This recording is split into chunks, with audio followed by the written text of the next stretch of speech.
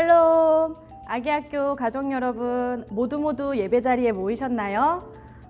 늘 기쁨과 슬픔 중에 함께 계시고 또 흔들리는 우리의 마음을 잘 다독여 주시는 하나님 안에서 늘 평안하시고 승리하는 삶을 살아가시기를 바랍니다. 성경적 관점으로 살아가시는 여러분을 볼 때 하나님께서는 더욱 기뻐하실 거라고 그렇게 생각해요. 자, 그럼 우리 찬양 선생님과 그리고 말씀 전해주시는 전도사님께 말씀 속으로 한번 들어가 볼까요? 하나, 둘, 셋, 넷 출발합니다. 빵빵!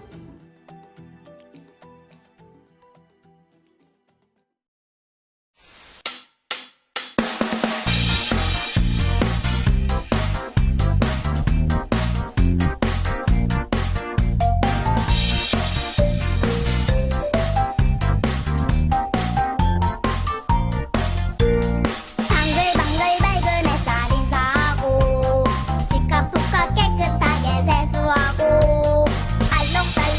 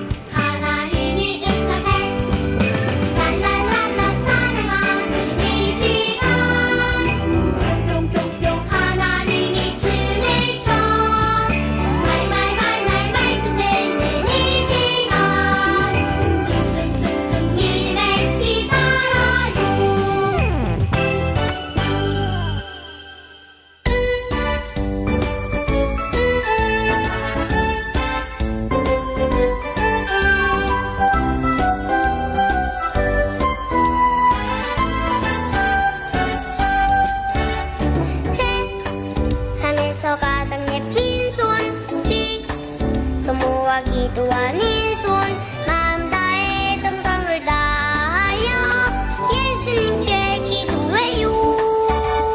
세상에서 가장 멋진 손 부모와 기도하는 손 슬픈 걱정 모두 다 버리고 예수님께 기도해요.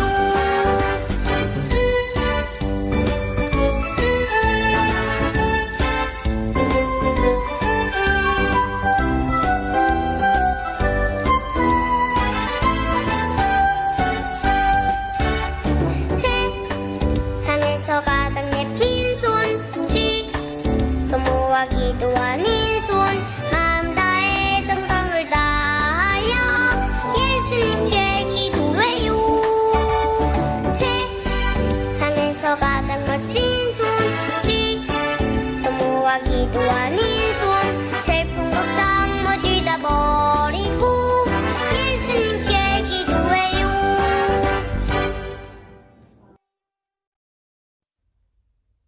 오늘 주님이 주신 말씀은 욥기 2장 9절에서 10절까지의 말씀입니다. 그의 아내가 그에게 이르되 당신이 그래도 자기의 온전함을 굳게 지키느냐 하나님을 욕하고 죽으라.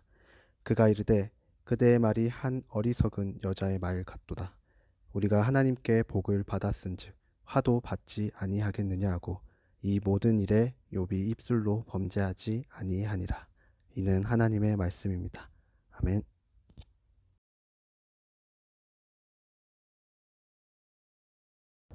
사랑의 주님, 감사합니다.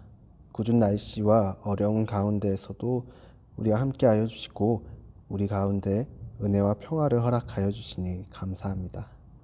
그 평화가 우리의 삶뿐만이 아니라 가정과 직장과 다양한 모든 자리에 넘치기를 소망합니다. 우리 아기 학교가 예수님을 닮아 그분의 빛을 품고 세상의 소금으로 나아가려 합니다. 이 귀한 역할을 주님의 말씀 안에서 감당하는 아기 학교가 될 수 있도록 함께하여 주시옵소서. 생명의 주관자 되시는 주님, 특별히 아기 학교에 주님이 허락하신 새 생명을 축복하여 주시고 주님이 이 땅에 보내어 주신 귀한 날 생일을 맞이한 아이와 부모님들의 삶에 은혜와 복으로 임재하여 주시옵소서. 코로나로 인해 각자의 처소에서 예배를 드립니다. 그 곳곳마다 예배를 드리는 모든 지체가 주님의 성전이 되어 하나님의 나라를 이 땅에 이룩하는 일꾼 되게 하여 주시고 서로 사랑하고 축복하며 살아가게 하소서. 예수님의 지혜가 우리 아이에게 자라게 하시고 믿음과 신앙의 씨앗이 부모님을 통하여 선생님을 통하여 올바르게 심겨져 아이가 자라가며 그 믿음의 씨앗도 튼튼하게 자라게 축복하여 주시옵소서. 모든 것 주님께 맡겨드립니다. 아이의 양육에 힘을 주시고 연약함이 강하여지게 하시고 주님의 위로함을 받게 하여 주소서. 존귀하신 예수님의 이름으로 기도합니다. 아멘.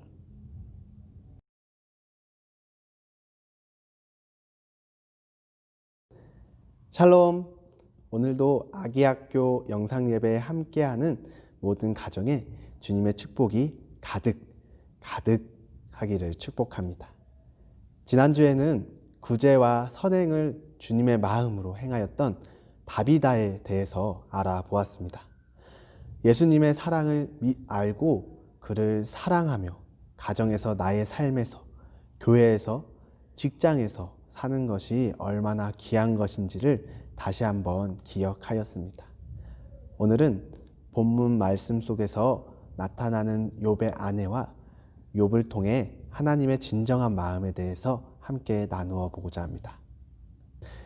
하나님께서 아브라함을 부르셨던 갈대아 우르에서 멀리 떨어지지 않은 아라비아의 우스 땅에 욥과 욥의 아내는 살고 있었습니다. 그런데 욥기 1장에서 알 수 있듯이 이 부부는 정말 많은 축복 가운데 살고 있었습니다. 큰 집과 많은 종들, 7 아들과 3 딸, 즐거운 모임과 화목한 가족, 그 중에 가장 큰 축복이 있다면 바로 그 가족들 모두가 하나님을 알고 있었다는 것이죠. 이런 가정의 모습은 그냥 나타난 것이 아닙니다. 욥이 욥이 자신의 생활을 통해 가정의 신앙 생활을 하나님 중심으로 바꾸어 놓았고 주위 사람들도 모두 그것을 알고 있었습니다. 욥기에서 나타나는 욥의 소개에서는 그를 온전하고 정직하여 하나님을 경외하며 악에서 떠난 자더라.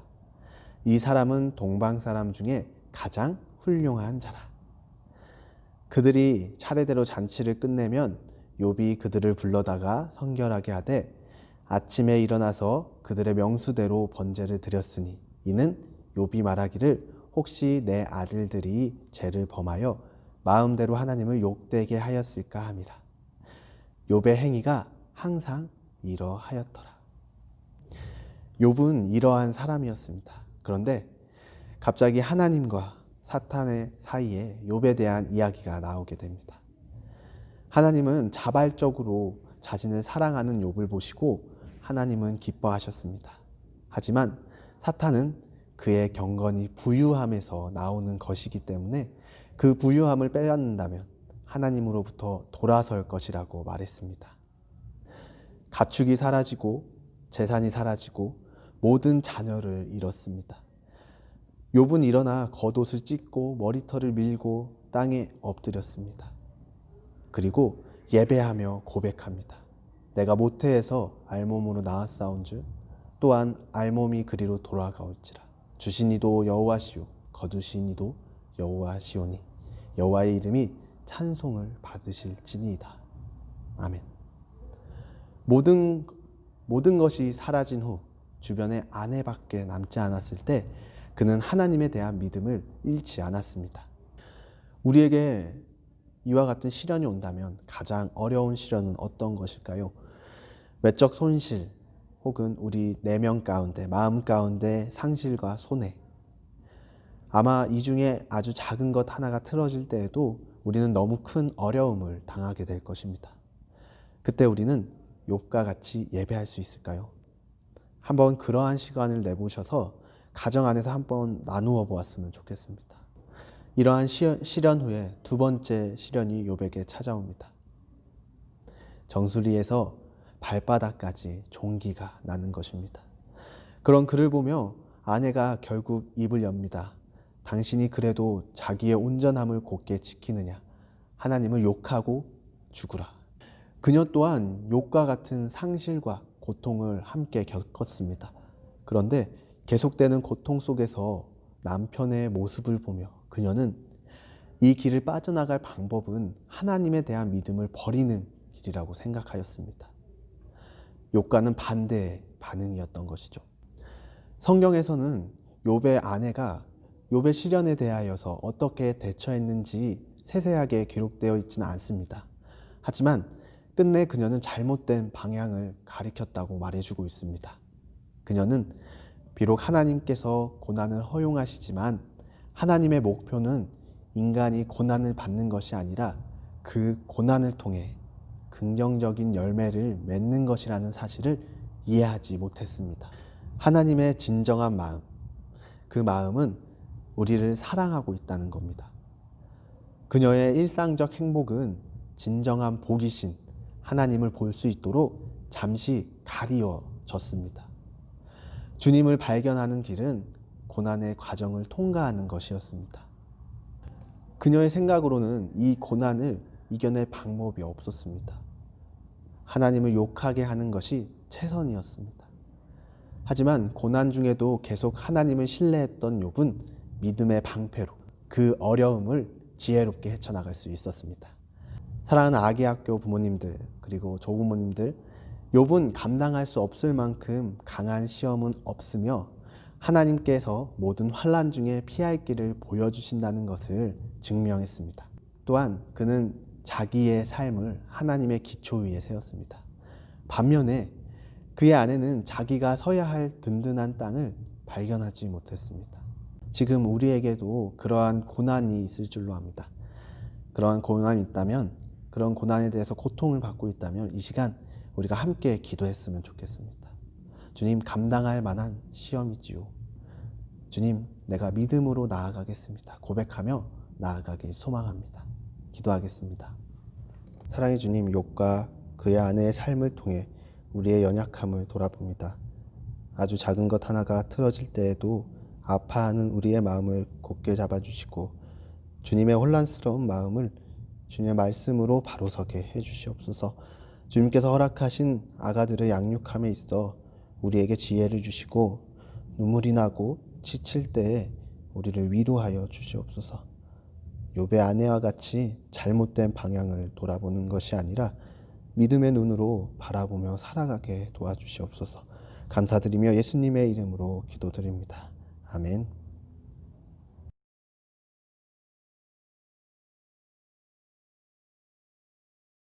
하늘에 계신 우리 아버지, 아버지의 이름을 거룩하게 하시며 아버지의 나라가 오게 하시며 아버지의 뜻이 하늘에서와 같이 땅에서도 이루어지게 하소서. 오늘 우리에게 일용할 양식을 주시고 우리가 우리에게 잘못한 사람을 용서하여 준 것 같이 우리 죄를 용서하여 주시고 우리를 시험에 빠지지 않게 하시고 악에서 구하소서. 나라와 권능과 영광이 영원히 아버지의 것입니다. 아멘.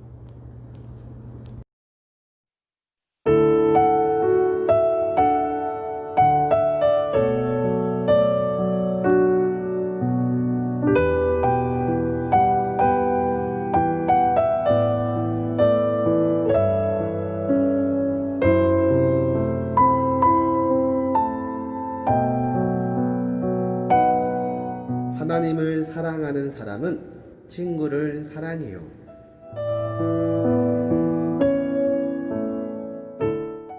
광수는 주일학교 선생님이 주신 카드를 엄마에게 보여주었습니다. 카드에는 광수가 반에서 제일 우수한 학생이라고 쓰여 있었습니다. 그러자 광수 엄마는 광수에게 물었습니다. 광수야, 너 하나님 사랑하니? 그럼요, 엄마.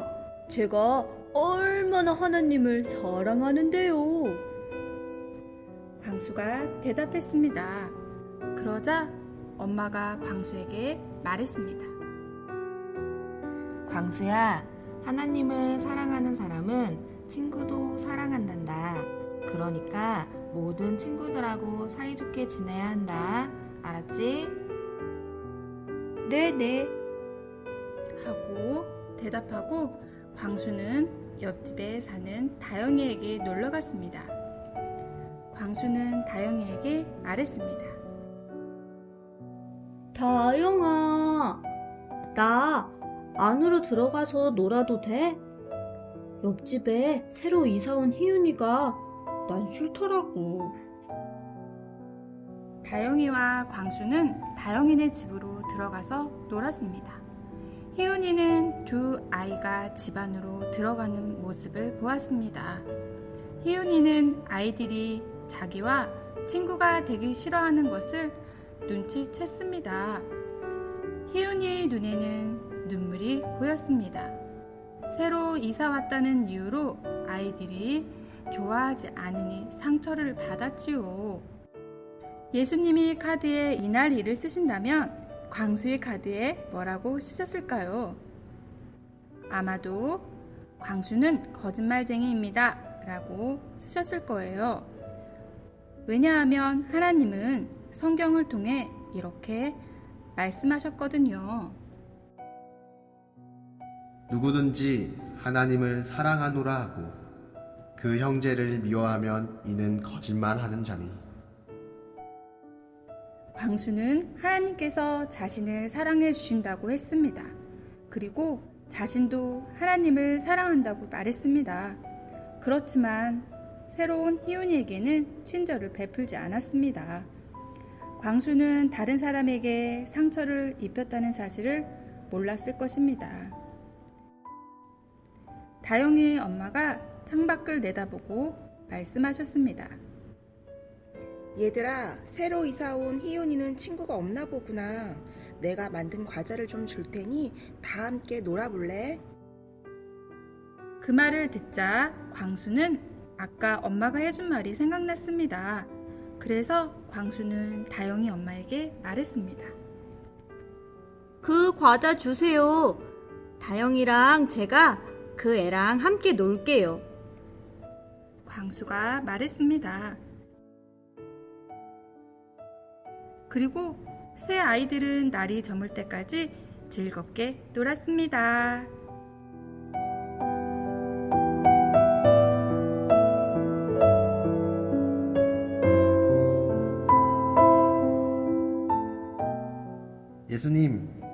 예수님이 모든 사람을 사랑하신 것처럼 우리도 서로 사랑하도록 도와주세요.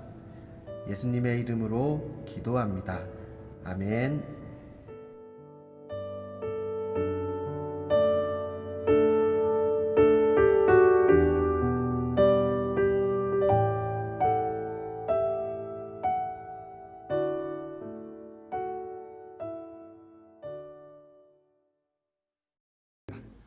오늘 하루도 예수님의 사랑 가운데 승리하시길 축복합니다. 그럼 저희 다음 주에 또 만나요.